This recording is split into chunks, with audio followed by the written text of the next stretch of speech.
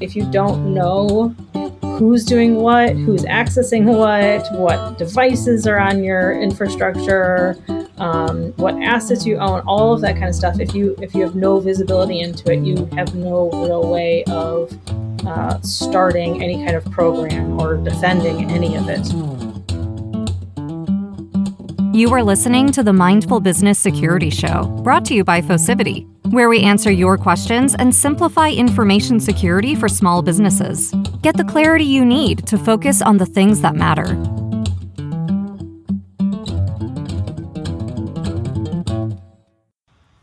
Hello, hello, hello. You are listening to the Mindful Business Security Show. I'm your host, Accidental CISO. Welcome back and happy holidays.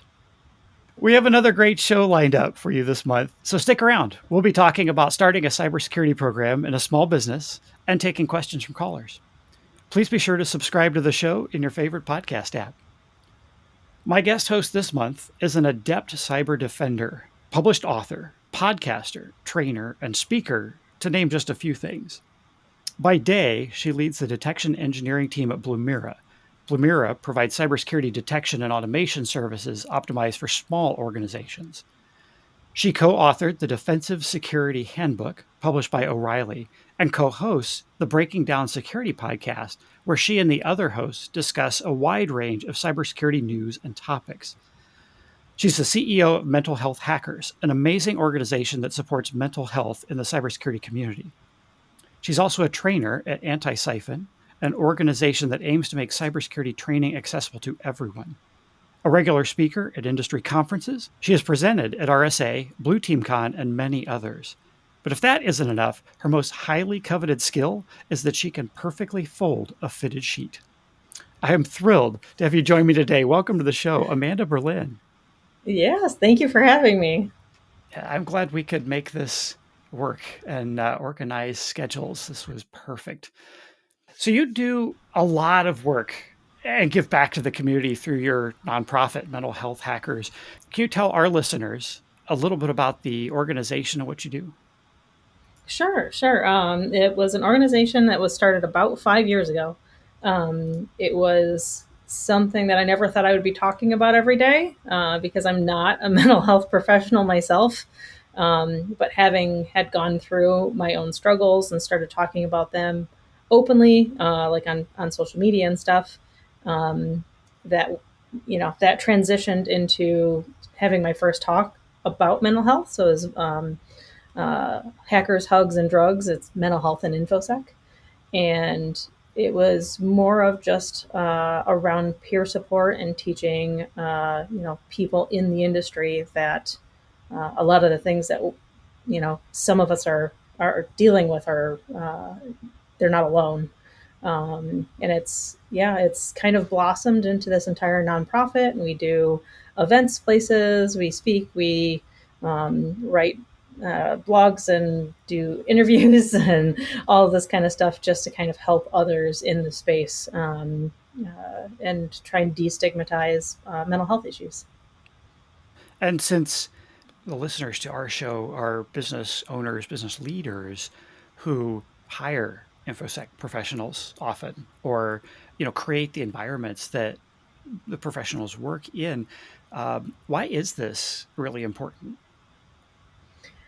So I actually did talk about this not too long ago. If you look at it, if you put money and time and effort into better mental health for your employees, you get I think it's for every dollar you put into it, you get $3 back in productivity. Because if you think about it, if you're just a hard, overworking, not taking any breaks for yourself, just cranking through people all the time and effort it takes when all of those people churn to, hire and retrain and everything that goes along with that is very expensive. And you're also creating this culture that proliferates the entire field with it's normal to overwork yourself and leave your job after 2 years because you can't handle it anymore. And it's a particularly stressful field too. It is. I know, because you've got It is a there's very a lot of stressful risk field that you're dealing with, and the technical side of it isn't always well understood by everybody else in the business, but also it's a constant battle. I mean, you're securing the organization from criminals, basically, who are out to do you harm, and like they never stop. So you're never done. And I think that's Right. one of the other pieces of it that makes it so difficult. So yeah, amazing work that your organization Thank you. is doing there. I love being able to actually come to the villages for quiet space when we go to conferences, because that gives me some time to decompress in an area that I know is like just a quiet place, and I can sit down and just kind of be by myself for a few minutes and that sort of thing. Yeah, that's one of the reasons we started the villages also, because after I've been working from home for 10 years, and when I would go to conferences and then just be surrounded by people 24/7 for a couple of days, I would just have panic attacks and needed like a place to decompress and not be around loud noises and people and constant information. It's very helpful. And then anti-siphon was new to me. I was not aware of that at all. And so, when you sent over some information about the stuff you're working on, um, I had to pull up the website and that sort of thing. And I, want to learn more about that. Can you share some about that too? Because I think our listeners should know about the organization, providing training, because this may give them a tool or some opportunities for training for their own teams. Yeah, definitely. I mean, if you've ever looked at certifications or training or anything in the security space or even the tech space, some of them can be extremely expensive. And when you're looking at a somewhat newer workforce, because tech hasn't been around for that long and security even less, um, there's a lot of college kids or people trying to get into the field that can't afford to spend $8,000 for a week class. And it was everywhere, like conferences. Some of these classes go to more than $10,000 a piece. And while it's good information, I don't know that that's a lot of money. It's a lot of money. So John Strand owns Black Hills InfoSec, and he started his own training company because he wanted to make training and some of this information more accessible to more people. And it's all about sharing information. All of the trainers that train there just love sharing and love training and giving this information. They even have a bunch of free classes that are there, and it's not just all security specific either. There's a handful of them that are related to just general tech skills. And yeah, he does some really cool. They call them pay what you can classes, which it's like you could pay $25 for a 16-hour class. Oh, It's wow. it's really inspiring what they do. Okay, that's fantastic. I'll make sure to put the link to that in the show notes, because if our listeners are looking for training opportunities for their teams, I want to make sure they can find that, especially in these small organizations with extremely limited budgets. The free courses, I think, would be still huge to be able to offer those kind of resources, and pay what you can for some of the other stuff as well. Because I imagine some of our listeners are very very small orgs Yeah, yeah, as and a lot well. of And these courses are maybe like $500 ish instead. So it's much different than paying $10,000 instead. yes, when we were talking about the mental health hackers, we use the term hacker there, and I want to call out that's being used differently than people may be used to hearing it in the media. Can you Yeah. talk a little bit about your choice of the word hacker? What makes somebody a hacker? Why you're using it that way, and why we should be viewing that as a good thing? Right. Funny enough, it was one of the first talks I ever gave. Nobody go look it up because it was when I had never really done any public speaking. So I'm sure it was terrible. Um, 10 years later, I'm a much better public speaker.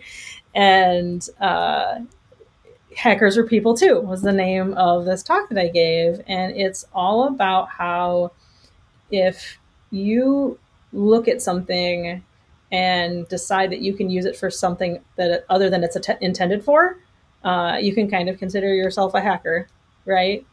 You can take apart things. You can figure out, their inner workings. As a kid, I was always trying to take stuff apart and see how it worked and put it back together.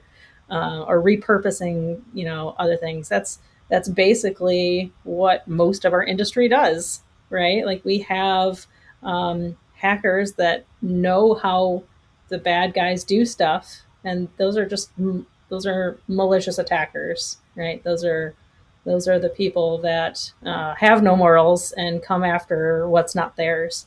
And I think everybody else that are hackers in the space are doing really, really good work to stop the bad guys. Yeah. And for the good guys to think that way, I mean, that's also important too, because if we can Oh yeah. learn how to think the way the criminals do, it makes us that much more effective than in defending the business, because we can, put on the hacker cap and sort of use that mindset and think about how would I approach attacking the business as you're trying to figure out what do we have that's of value, and how are Right. we protecting it, and how the systems we have could potentially be abused and that sort of thing. So Mm-hmm. uh, cool. What I know you've worked with a lot of small businesses, at Blumira and prior in your career as well. Are there mistakes that you see the small businesses kind of consistently making when it comes to security that are worth calling out here? Yeah, I can think of a few. From a business standpoint, a lot of times I think security is thought of as an afterthought, right? And it's not really tied to the risk of something really bad happening to your organization, right? I think now that it's in the media more businesses are taking account. Um, but a lot of times we see that there are no security staff or security budget for anything until an incident or a breach happens. So I think probably for all of your listeners, if they're listening to this, I think that's step one, right? Like understanding that there are resources out there and information that they can go to. Um, and then, yeah, I want to say that's probably the first one. And then getting to the technical side, especially working at Blumera, I see it a lot, is just a lack of visibility into what's actually happening, right? If you don't know who's doing what, who's accessing what devices are on your infrastructure, what assets you own, all of that kind of stuff. If you have no visibility into it, you have no real way of starting any kind of program or defending any of it. You'll end up with a lot of missed opportunities. Yeah, that's a really good point. And it's not because you don't trust your people that you're putting these network monitoring tools and things in place. It's what's going on the network, and when something does happen, you have sort of the ability to rewind the DVR and go back. Wait, what did happen there? Like, how Yeah. did somebody get in, or what? Uh, you know, it's very important to have that capability for sure. Uh, and then the last question that I love to ask every guest host here, because I love everybody's different answers. If you could wave a magic wand and have like one thing that you could magically have every small business owner out there just understand suddenly about, overnight about security or cybersecurity, what would that one thing be? What would you wave your magic wand and impart to them? I kind of want to use my visibility answer, Yeah. but I already kind of talked about that one. So I guess um, to know or understand about cybersecurity, I would say that it's not going to make you any money. It's not going to. It's purely. I mean, unless you're in the cyber, like selling cybersecurity products, it is definitely going to save you money in the long run. Because would you rather spend money on the infrastructure and the time and the energy and effort that it takes to implement a security program, or would you rather have 2 weeks of complete downtime because you've been ransomware? It's a risk balancing effort that I think a lot of people don't get until it's too late. Perfect. So we've got some folks here with questions for us. Ready to go to the phones and answer some questions? Sure. Awesome. Let's go. Do the cybersecurity risks to your business have you confused? Visit Fosivity.com/podcast.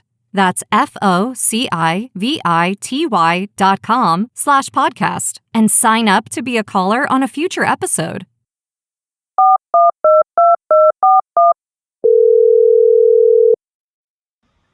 Our first caller on the line today is Mike from Phoenix. Hey, Mike, how's it going? It's going great, Matt. How are you? I'm doing well. Welcome to the show. What kind of questions do you have about starting a security program in a small business? How can we help you today? Well, I was curious about a few things. I mean, the first thing, Amanda, if you could give one piece of advice to a small business, it's hard to know where to get started. Just starting their journey, what would that piece of advice be? Usually, my answer for that is finding out all of what your assets are, kind of nailing down an asset management process. One of the most difficult things, and something that I rarely see even close to 100%, is asset management. It's very difficult. You can have endpoints and phones and you name it. Everything has an IP address now, ending up on your network, right? So nailing down that entire process is a huge game changer, especially when it comes to when you start to log for things, right? If you want to know every time that there's a login somewhere, but you don't have any idea what devices people are supposed to be logging into, it's not going to get super far. So, I mean, I have a follow up question on that. Once you figure out what all the things are that a small business has, what's like the most common problem you see? Lack of use of free tools is fairly common. So one that I try and push, and one that we have even started implementing in our onboarding procedure, is having anybody that has any Windows device install Sysmon. It's one of those things that if you ever have an incident, any incident responder is going to be extremely happy with, because they will be able to tell you what happened and when, who clicked on what websites were accessed, what applications were run, all of these kind of things that happen in like malware or ransomware or any other kind of breach on Windows devices. So that's definitely one of them. There's a lot of blinky boxes out there that you can pay for that will do what a lot of free things do. And Sysmon, and correct me if I'm wrong, Amanda, that's a tool from Microsoft. It just doesn't ship Right? with Windows. So it's a Exactly. Microsoft tool that you Exactly. want to add into Windows that probably should be there from It the should. day you turn on the computer, right out of the box, but it isn't. Um, Yes. and I think, spot on with your comments about, inventorying and just knowing what you have, uh, both from a devices standpoint and what devices you have on the network, like you mentioned, but also just what data do we have? Like what information do we have? Customer information, things like what is of value that we even want to protect here, and having just Right. that inventory as well. And this doesn't have to be a huge project. I mean, you can sit down in the evening, pull out your notebook and a pencil and just kind of step through your business and think, kind of what do we do? How do we make money? And like what information drives those and where that information lives. Is that in Microsoft or Google, email system and Drive, or is that in some other SaaS service, or is that in a filing cabinet in the back room? And just kind of knowing what you have, where it is, and how it fits into your business. Uh, it's just good to have that inventory anyway from any sort of business process management standpoint. So I strongly suggest folks do that. But the other big mistake I see folks make as they're first getting started, honestly, is just doing things. Like we're going to do all the things. People tell us we should do these things. My buddy's nephew knows something about computers and he says we need to do this. And, this other guy here that runs IT at this other company, my friend I met at this networking group says we need to do this other thing. So we just start doing things, but it's not coordinated, it's not strategic. And I think that's an area where small businesses struggle because they don't have folks necessarily to guide them through that strategy and prioritize what really should we be working on first? What order should we do these things in? so that you can deal with dependencies as well. And you don't roll something out and then find out that you need to go change a bunch of things because now you're ready to roll out some new security safeguard and you got to undo a bunch of stuff you already did. But also, just you're not spending money, the little bit of money that you already have, on stuff you don't necessarily need, or maybe that isn't appropriate to your business because it was appropriate to somebody else's. So they tell you, oh, yeah, you should do this, or that some framework says to do it. Because again, the frameworks are best practices, and yeah, there's some academic rigor that has gone into building those, but at the same time, all of that doesn't necessarily fit with every small business in these small organizations. And you look at some things in frameworks like separation of duties. Well, if you're a one person company or maybe a two-person company, separation of duties is not necessarily your top priority as you're trying to figure out what we need to be focusing on. So some of these things are just not applicable out of the gate. But somebody may tell you need to do a bunch of things that aren't important, aren't going to be valuable, and are just a bunch of busy work.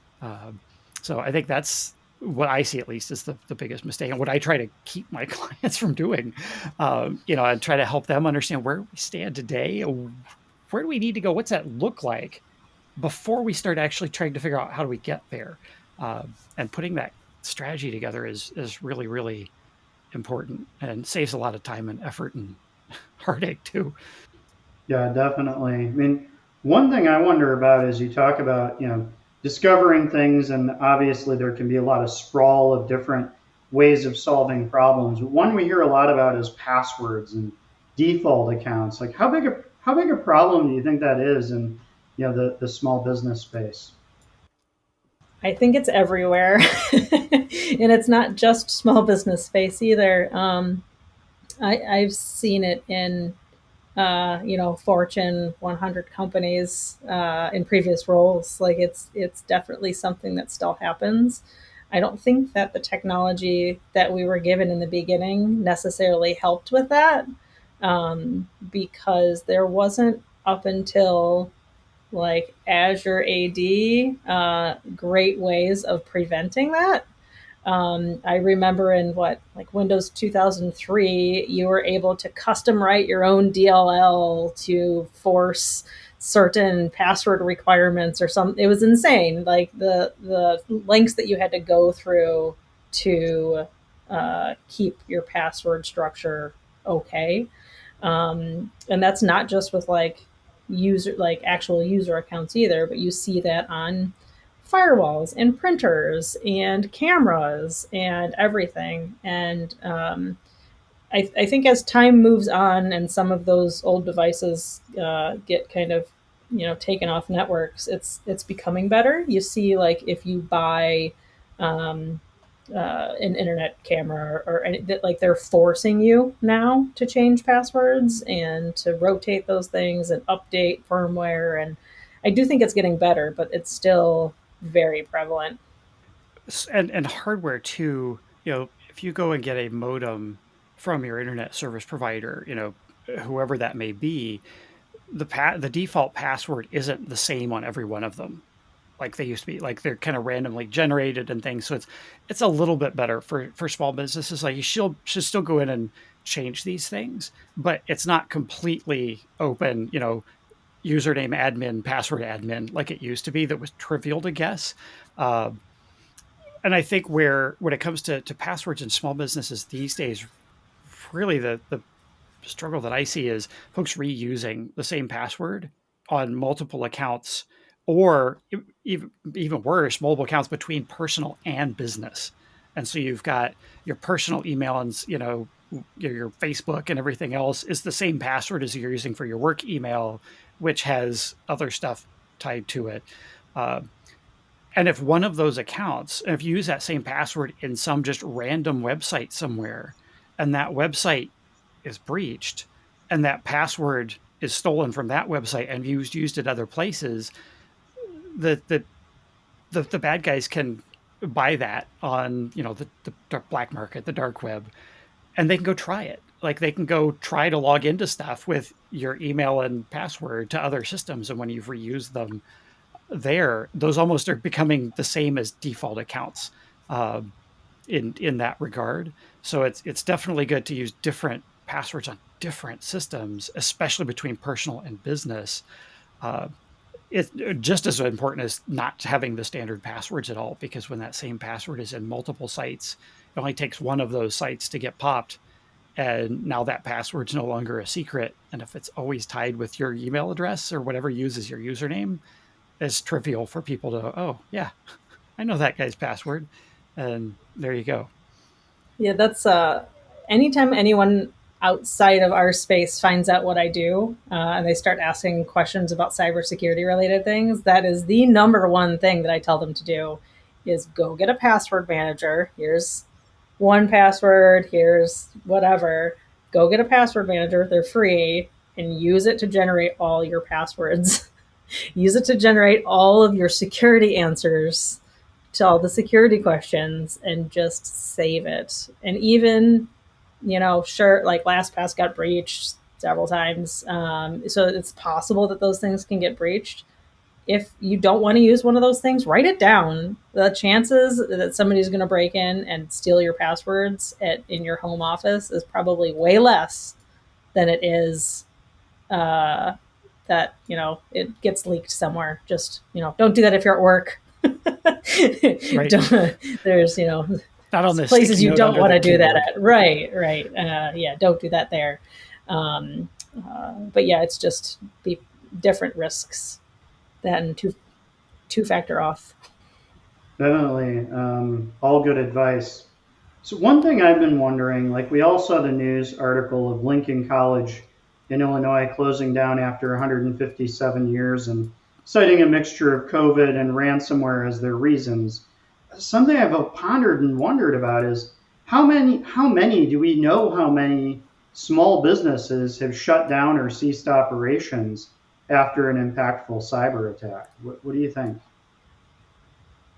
I honestly, I've only heard of two ever. That was one of them, the college. I forgot the name of it. And then I think there was a restaurant or some kind of food service related place that had done it a couple years ago, but I cannot. I don't think it's super often.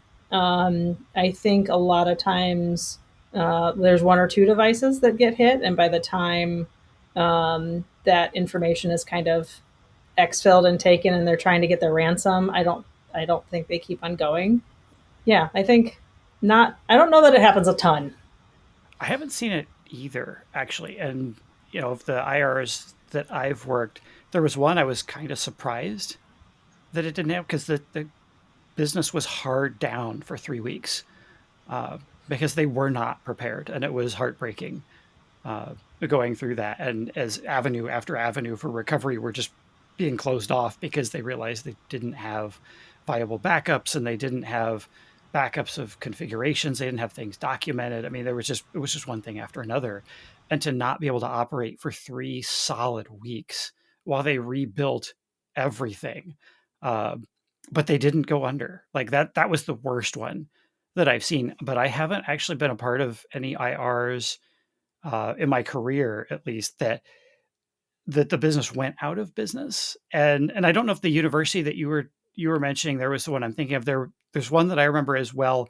But they had already been struggling prior to that, so it was basically like they were already kind of on the ropes, and that was just the last straw for them. And they were just like, we can't do this. If I'm thinking of the one that you mentioned, I may be thinking of a different one, but yeah, it's we talk a lot about, oh, the business is going to go, this will kill us, but I don't know that that's actually the case. And I actually talk about that with clients as well as we're planning risk and stuff, and looking at how they're going to invest in things, because it's not quite that stark and binary. Um, and so that lets you pull it back to, okay, reframe the discussion. How do we really want to prioritize these things? And it lets them kind of relax a little bit as well, and really and start thinking about actual prioritization, and one thing at a time, instead of we have to do all the things all at once, but we can't afford it, and what do we do? And it's overwhelming. Yeah, really, really good insights. So, I mean, my final question is, where can a small business find a playbook in terms of just how to even get the basics right? I love this question because the training that I give through Anti Siphon is all about tabletop exercises and playbooks. So this is perfect question.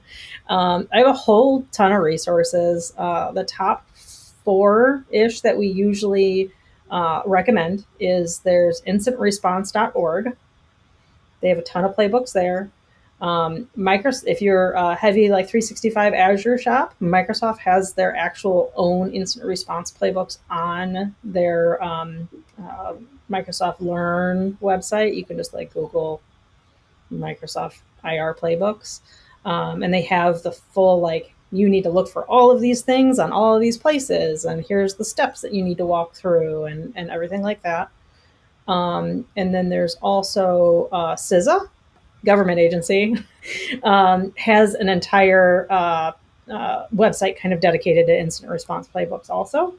And then I don't know if you have show notes or not, but there's a really good one on GitHub that I usually link to people also. It's a really good question, and I'm glad you asked this because, like, this is one of the problems that I actually see in the industry is we have frameworks and we have these documents and things that Amanda's talking about, but they're built for us.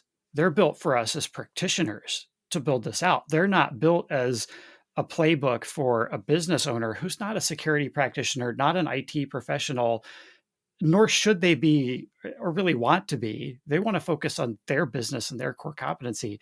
It's not built for them to do this. Uh, and so, one of the things actually that I've been working on building is a set of templates. Some policy, some process templates, uh, document template, things like that, checklists that with instructions, as well as kind of a self assessment with instructions on written specifically for business leaders, business owners to go through and step through to help them understand, okay, where do we stand? What do we need to be doing? And like, here's how we use these things and sort of, uh, provide these base fundamental or foundational, I guess, I don't want to say basic, because basic makes it sound easy. Uh, but it's foundational stuff with the instruction on here's how you use this in your org so that organizations that don't have a lot of resources can still have some access to this and get guided through at least building this foundational security program to be able to then start iterating in the future. And so those playbooks that I'm working on developing, I hope will actually provide this. And so when those are available, I'll also talk about on the podcast and let folks know. We'll put links to those out, but those will be available for free. I'm not sure exactly where they'll live, whether they'll be in GitHub or something like that, or Gumroad, or if they'll be on the Fosivity website. I have to decide exactly where they'll ultimately live to make it easy to distribute and for people to find and to manage it. But uh, yeah, that's something that is definitely a hole in the industry, and the industry underserves small businesses because this stuff is not easily accessible unless you're already a practitioner. Thanks, Mike, for coming on the show. I really appreciate you joining us. Those were fantastic questions, and we will talk to you another time. All right, our next caller on the show today is Tammy from Kentucky. Hey, Tammy, how's it going? Welcome to the show. Hey, thanks for having me on. I appreciate it. I need some help. Welcome. Yeah, so tell us a little bit about what's going on, what sort of problem you're wrestling with, and what we can do. Yeah, so I've got several websites that I need to get like the privacy policy updated. And with all these regulations and everything, especially like if I take payments on the website, I need to know like what exactly that I can put on those privacy policies and any kind of like cookie policy that I need to implement so that I make sure I'm compliant. So I'm going to start off with saying I'm not great at compliance in my personal or professional life. Um, So it's going to be a very generic answer from me. So the only compliance that I've ever had to deal with is when I worked at the hospital. We had to be HIPAA and PCI compliant. So that was a completely different thing than GDPR, right? GDPR has way more teeth. There's a lot more fines associated with it. They have much more specific requirements. And as far as I know, the people that have had to become GDPR compliant try and one, work with a good lawyer that knows GDPR, and two, finding other organizations that kind of do the same thing that you do. So, like knowing what data you take in and what data you share and why and where, and then trying to see if anybody else has a policy like that. But that's my very, very generic answer, not knowing much about GDPR. Yeah, GBR, yeah, that privacy thing over in Europe. That thing. Uh, Yeah. uh, I'm not European, so I don't normally care. So GDPR is a decent sort of pattern to look at because right now privacy in the U.S. is kind of a mess. Like, there's no federal standard.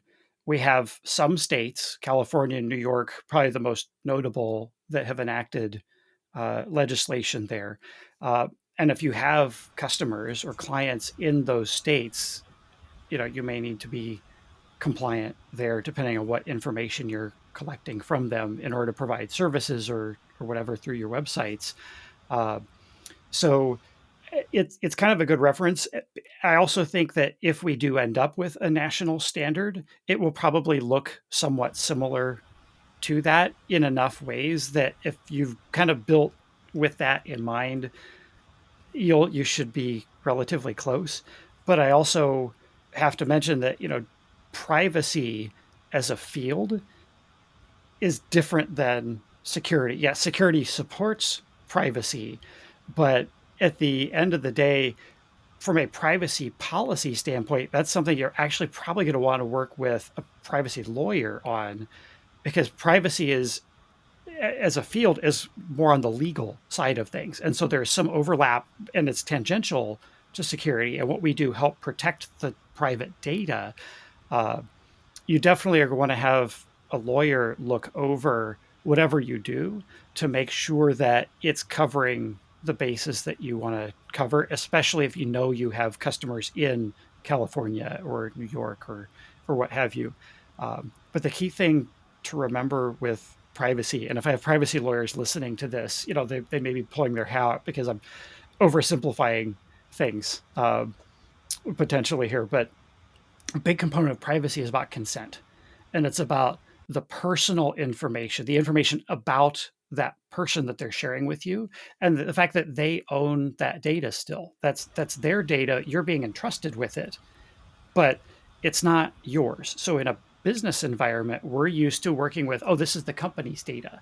But with private data, personally identifiable information, that sort of thing, we're just being entrusted. We are stewards of that data, and we have to be given consent to have it. We need to let folks know under these types of privacy legislation.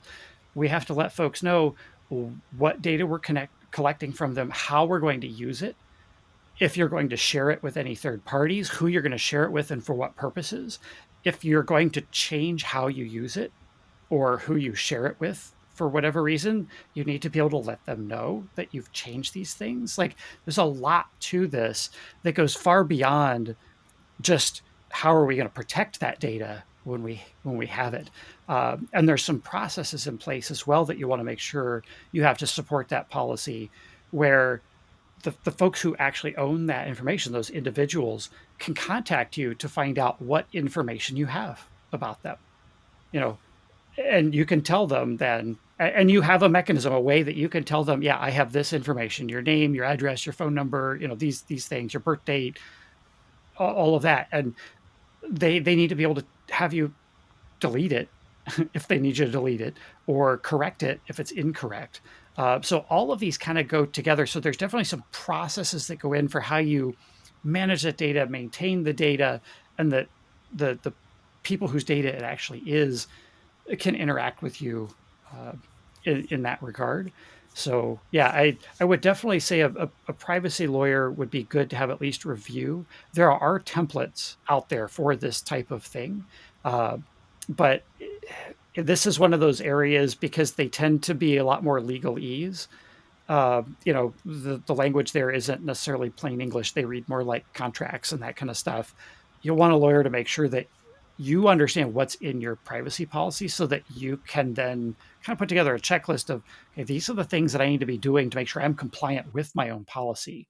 Because that's the last thing you want to do is have a published policy that you're not actually compliant with, because that can also get you in hot water if there's a breach and you're not doing what you told people you said you were doing with regard to privacy, especially if you have customers in those states where there are penalties for that. So, Yeah, definitely, definitely. So I have a follow up question too, because one of the things that I'm building out with these websites is I'm wanting to set up like an e commerce. And so I'll have to be taking payments and stuff like that. And I've seen where like payment systems can get highly targeted. So I'm curious, like, what are both of your thoughts on what's the best way that what measures can I take to like secure my like payment software that I use whenever I do get orders that come in on my e-commerce website? Yeah, for sure. Don't write your own is usually like the first piece of advice that I give, because a lot of people think, oh, well, I already have this like custom software inside. I just need to hook up a website to it and get all the credit cards that way. Don't do that. No, terrible idea. There's a lot of really good um, sites out there that just help you tie things in, like Stripe. You can use Stripe. You can use PayPal, whatever. Like, do that. Work with those companies to implement and go through their guides on how to securely set that up in a website, because it takes a lot of the responsibility of developing and maintaining and everything that software off of your shoulders and gives it to somebody else. and I would take that even one step farther and say, don't even try to run it yourself. Um, Right. you know, Yeah, for sure. WordPress, for instance, gets a bad name in the industry, but it's not because it inherently is insecure itself, but it's because it is so easy to set up that people who don't have any background Yes. in this can do it, and they can get a WordPress site up and going, and And but they don't install know code then from how to secure it. anybody. They don't know how to secure Yeah. it. They don't know how to maintain it. Yeah, they have like a WooCommerce plugin that it's just it does it everything for you. So I was just curious, like, is that even that secure, or should I use like a third party in it? I would use a platform. Now, WooCommerce is a platform, so that is good. I say use a platform instead of trying to operate your own website, your own shopping cart, your own connection to the payment gateways and those types of things. Um, Whether it's Shopify or Wix or Squarespace or uh, any number of these out there, and then they integrate with like Amanda said, Stripe and PayPal and Square. Well, I guess Square is PayPal at this point, Now, isn't yeah, it? Or yeah. they no, Square Yeah, is I think Block. so. Square is Block. I Venmo can't keep is owned by straight PayPal anymore. now. We've had some That's right. That's consolidation. right. Venmo is PayPal Yeah.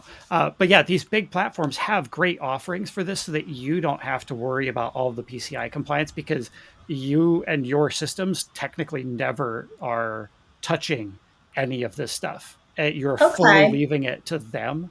And I would 100% say use use a third party platform and shopping cart and everything, and don't try to set up your own WordPress or something with a plugin and all of this to do that, because unless you've got a team of people who are going to manage it and maintain it for you, and a team like Amanda's team doing detection engineering and actually monitoring what's going on in that environment for you, you're not going to have what you need to keep that data protected at all. Like, Okay. there's no chance that you're going to be able to do what you need to do. That makes sense. That makes sense. Yeah, that's helpful. Thank you. Awesome. I'm glad we were able to help with this today. Tammy, thank you for calling. We appreciate all of our callers every week.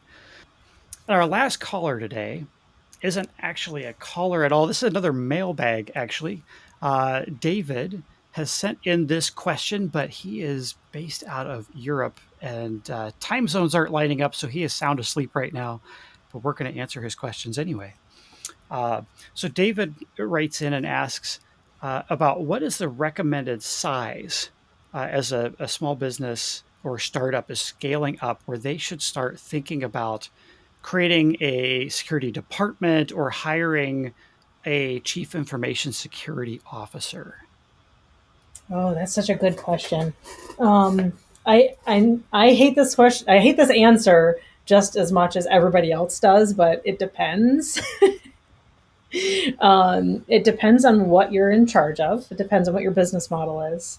But at a certain point, you are going to start having to ask yourself the questions that are security related that somebody else is going to have to answer on a daily basis, right? You'll get to a certain point where your CEO or CTO or whomever cannot accurately and consistently answer and handle all of the security related things that they're going to need to cover.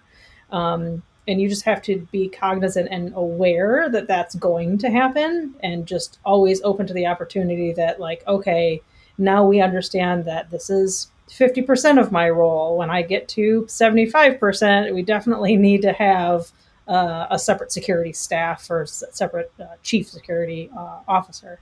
I see people start really early sometimes, and usually when that happens, that CISO is also in charge of other stuff, right? If you have a CISO really super early on in a company, they're probably also an individual contributor.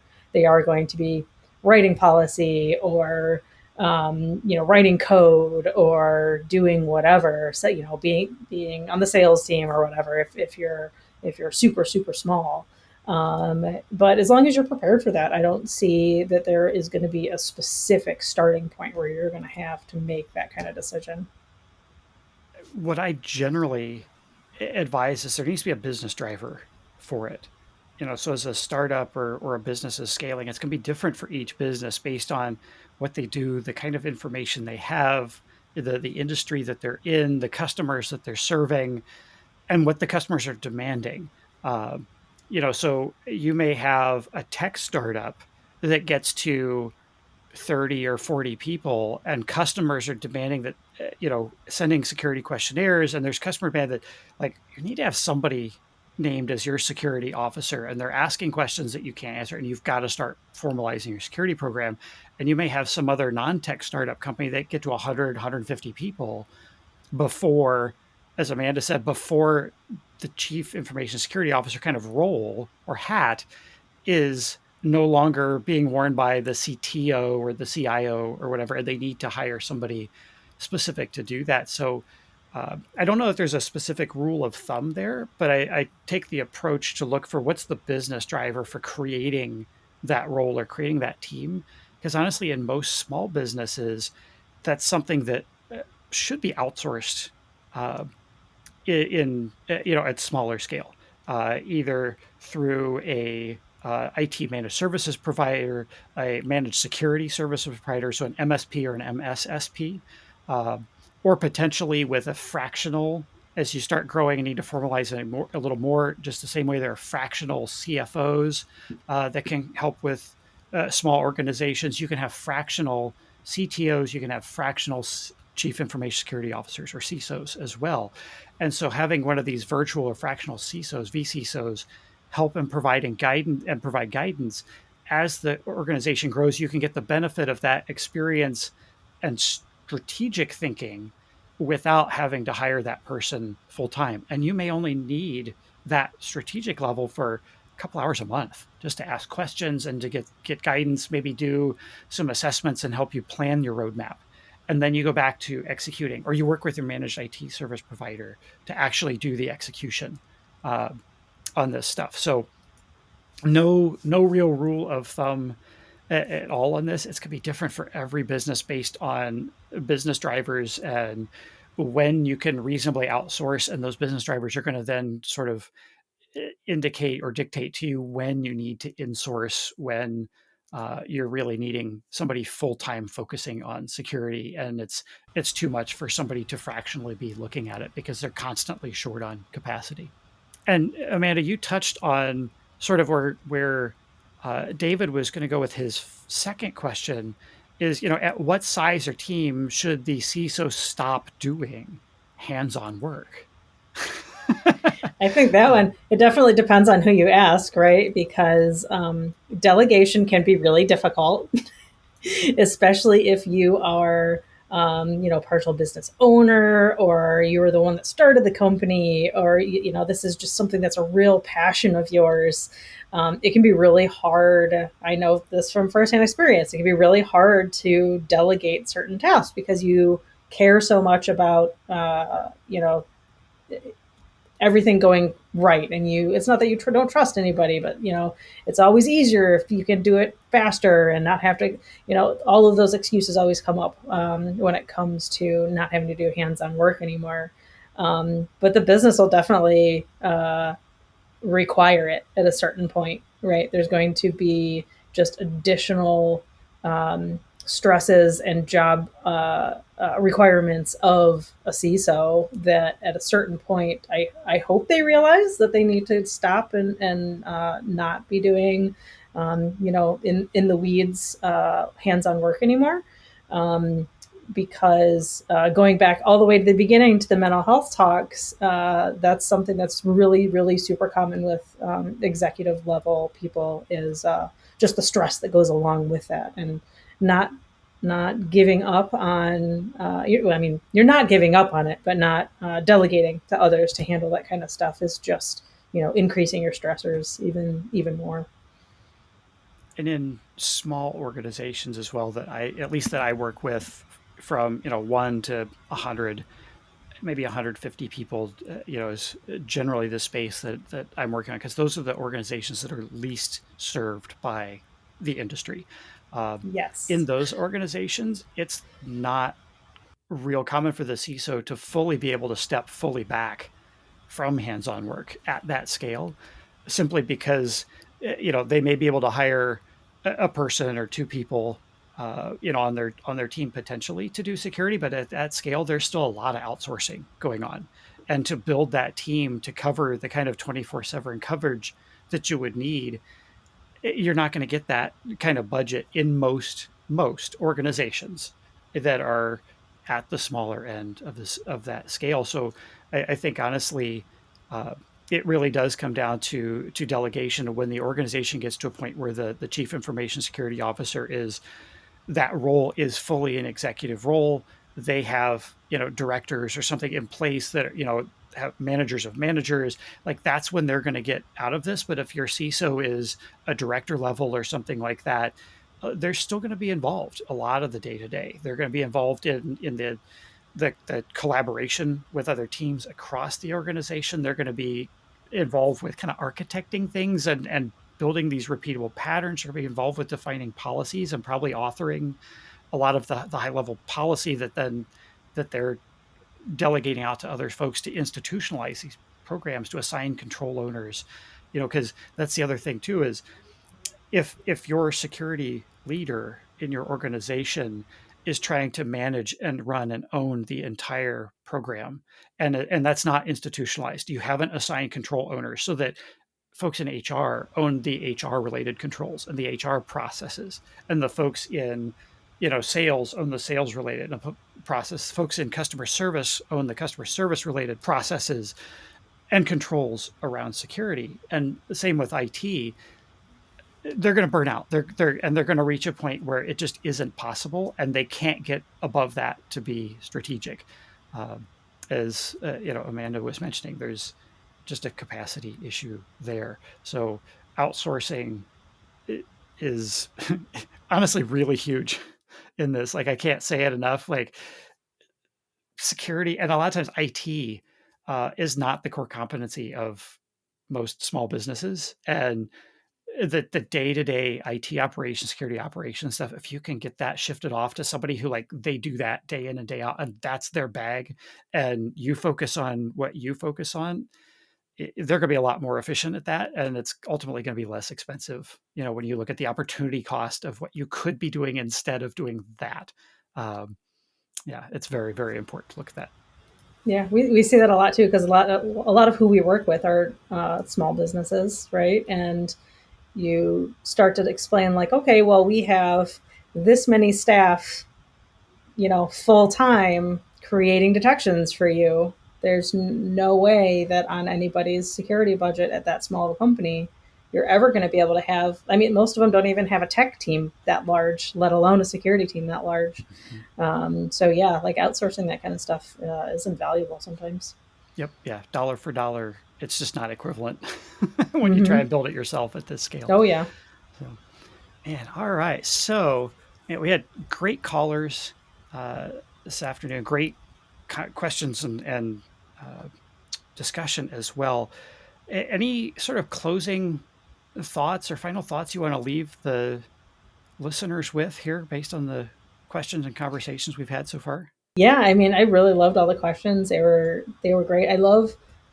It's one of the reasons I got into this space is because I just love helping fix problems. And in the beginning it was just fixing computers, but now it's more fixing problems and helping people with issues like this kind of stuff. I guess just reach out to me on LinkedIn or whatever, and if you have any other questions or want to talk about detections, because I do love talking about detection related security things. Yeah, and normally I ask actually, where folks can find you online. Is LinkedIn the best place, or is there anywhere else they should? Yeah. Oddly, it's LinkedIn. So I used to be really, really big on Twitter. I used to do a lot of stuff on Twitter, and I do less these days because people kind of scattered and went to all other corners of the internet to social media things. But it's been mostly LinkedIn, some Twitter. Okay, very good. I will put your LinkedIn profile handle and link in the show description as well, so people can find you. So thank you for joining me on the show today, Amanda. I said before, I'm really glad we were able to connect and make this happen, and schedules all aligned and it worked out. And as always, I want to give a huge thank you to our listeners. We do this for you, and just knowing that you're there downloading the episodes and listening makes it all worth it. If you like what we're doing and find it valuable, please share it with others in your network, especially small business folks in your network. If you think there's something that we talked about here today that they should listen to and hear about and know. I am Accidental CISO, and until next time, stay mindful. Don't miss our next episode. Be sure to subscribe in your favorite podcast app and follow us on social media. Visit Focivity.com/podcast. That's FOCIVITY.com/podcast for show information and links to our social media pages. This has been the Mindful Business Security Show, brought to you by Focivity.